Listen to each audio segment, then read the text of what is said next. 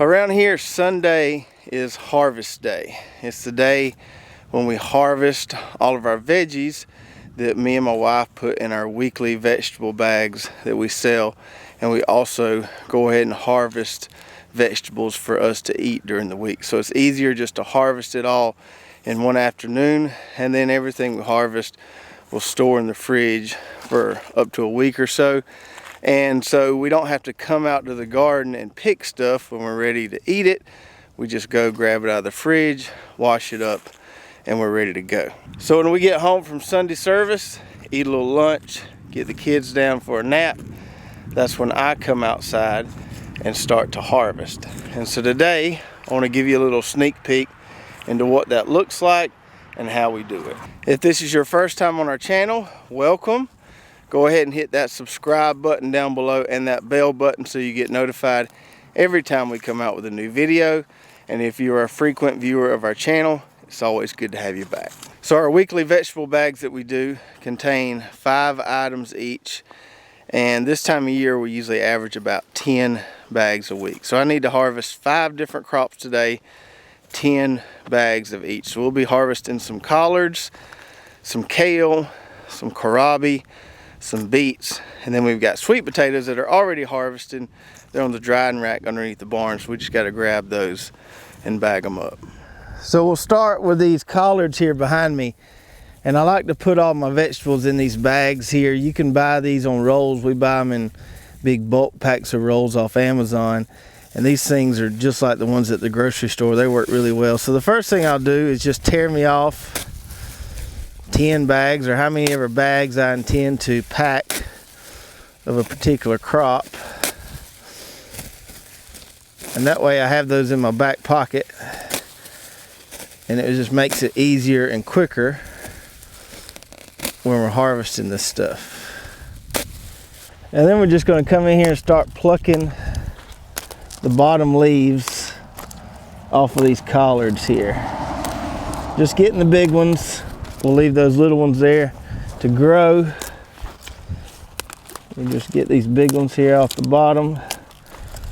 And when we get us a handful, like we'll have in just a second here,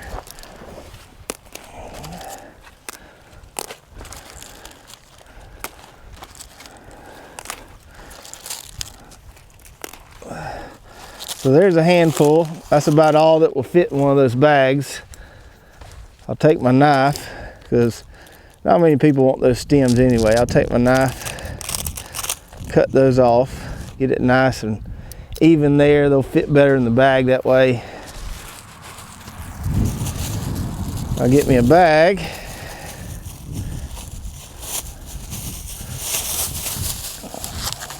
Get it opened up. Put my collards in there. Tie me a knot in the bag, and then I'll poke a few holes in there to give it a little aeration. They seem to hold better that way.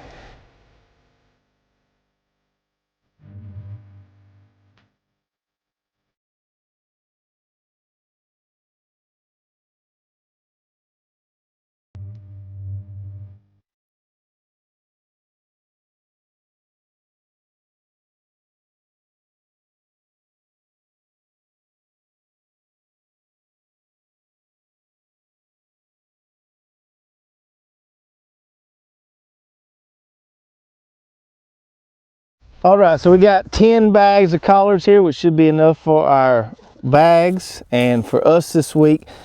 Now with greens, and actually most everything I harvest, I don't wash it before I pack it. It's much better to wash it right before you're ready to eat it. This stuff will store so much better if you don't wash it. Now if you've got a way to wash it with a bubbler and dry it like the fancy guys do, go for it. But I don't have those devices, so we don't wash it until we're ready to eat it. And these collards here are pretty daggum clean. You know, the first couple harvests, those leaves might be close to the ground or laying on the ground, but once these plants start growing up here, these leaves are all off the ground, and they're far enough off the ground where they're not getting any splashing if we get a hard rain. And these guys are pretty clean. They don't take but a little simple rinse, and they're ready to eat. So now that we got the collards done, the next thing we'll harvest is this lacinato or dinosaur kale here. And this stuff stores really well in the fridge for a week or so, just like the collards do. So we'll pick it much like the collards. We'll just come in here and pluck off these bottom ones. Leave these little ones at the top. And these plants are pretty tough. You can be a little rough with them and just rip them off here. Get some more.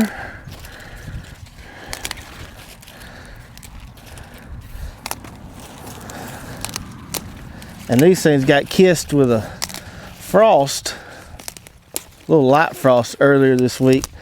So they ought to be nice and tasty. And once we get us a handful, just for the sake of them fitting in the bag, you could eat these little ends here, but there's not a whole lot of leaf on them. We'll cut these too and do a little chop and drop there. That stuff in the garden there will only help organic matter over time, help our soil. Hey, Tiger.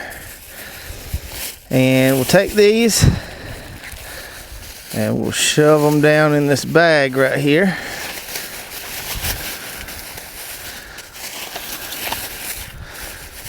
If I can get it in there. There we go. I'll kind of push them down. Get enough bag there where we can tie us a knot.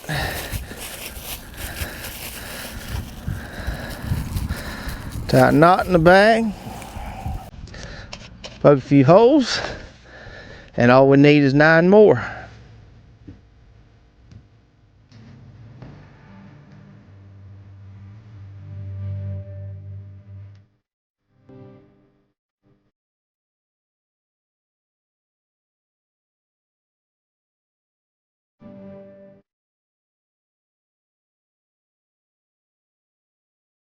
All right, and there's our 10 bags of lacinato kale there. And just like with the collards, we want to pick this stuff when it's dry, and we want to keep it dry until we're ready to eat it. Water will make these leaves break down. And just like the collards, these things are pretty dang clean. All these leaves, once these plants start growing, these stalks start growing, all these top leaves here are off the ground, nice and clean. So they don't take but just a simple rinse, and you can cut them up, eat them raw, or you can saute them, or even make some kale soup. Now let me show you where I'm putting all this stuff. So we'll go inside my little messy barn here inside one of these rooms. So if we go inside here, maybe there's enough light to show you. It's an old fridge Dad had that freezer quit working on it, so he didn't have much use for it. So I took it and put it out here in the barn. It works great for storing these vegetables. There's our collards we already picked down there, and so we'll just stuff these bags in here just like this, and they're ready to go. All we got to do out here is just come and grab them when we're ready to eat them, or in the morning when I'm packing up veggie bags. I'll just come and get them out of here, throw all the different items in a paper sack, and be delivered to someone's house tomorrow. Now the next thing on the harvest / pack list is kohlrabi. We've got some green kohlrabi here and some purple over there. Now not all of these are ready, but I do know some of them are ready. Like that guy there looks ready. So we're gonna come in here and get these big ones out of here and pack those up as well. Now on this kohlrabi, you can harvest and eat these greens as well, and they're really good. Today I'm just going to be harvesting the bulbs, since I've already got other greens going in my bag, and I'm just going to chop and drop these. And this soil here can definitely use some extra organic matter. So I'm going to take my clippers, go in there and clip that, and then I'm going to clip all these here, so that we just have that piece right there, and we'll throw it in our bucket and we'll get some more.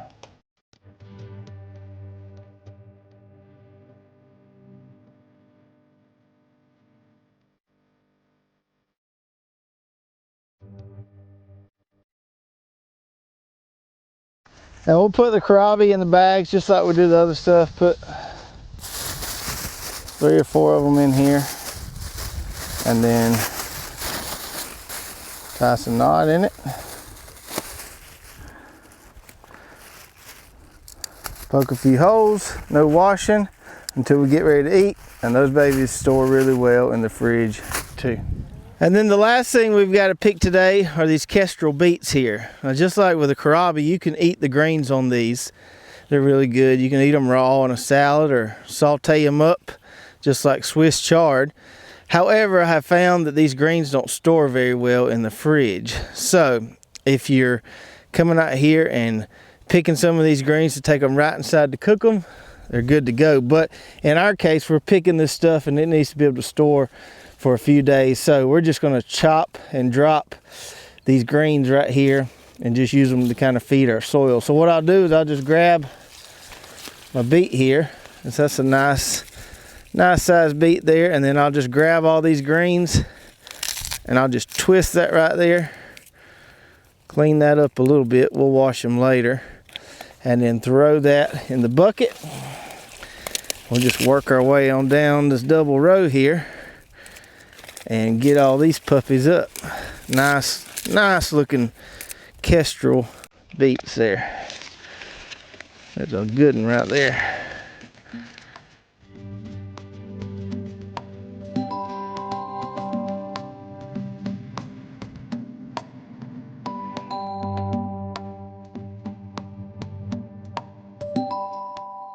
Now beets and carrots are one thing or two things that I do like to wash because they're just so dirty. So I'll dump them in one of these big containers here so I can easily wash them, get some pressure going here. And just kind of rinse off all that potting soil there, that seed starting mix that's on the bottom of those roots there from when I transplanted them. And then once we got them relatively clean, we need them to dry before we put them in the bags and put them in the fridge. So what I'll do is I'll just set this container here out in the sun. It's about 65 degrees today. And just let them kind of naturally dry off. And it'll take an hour or two. I'll come out here and shake this around. But once they dry off, we can take them 3 or 4 to a bag them up, poke holes in them, put them in the fridge, and these babies will store really well that way. And then the last thing I have to pack for our vegetable bags this week would be sweet potatoes. And I'll use these nicer, pretty ones here, like this guy, for the bags, and use these kind of bumpy, ugly ones. We'll keep those here and eat those. They eat just as fine. They're just not quite as visually appealing. So I hope you enjoyed that kind of sneak peek tour of our weekly Sunday harvest day where we get everything together for the week. If you have any more questions about our little weekly vegetable bag operation and kind of how we plan things out, put those in the comments below and I'll be glad to answer them, and maybe it'll give me some ideas to do future videos if there's a lot of information that I left out here. If you're interested in any of the varieties that we harvested in this video, I'll put some links below so you can check those out. If you enjoyed this video, give us a big like, give us a big thumbs up and a big share, and we will see you guys next time.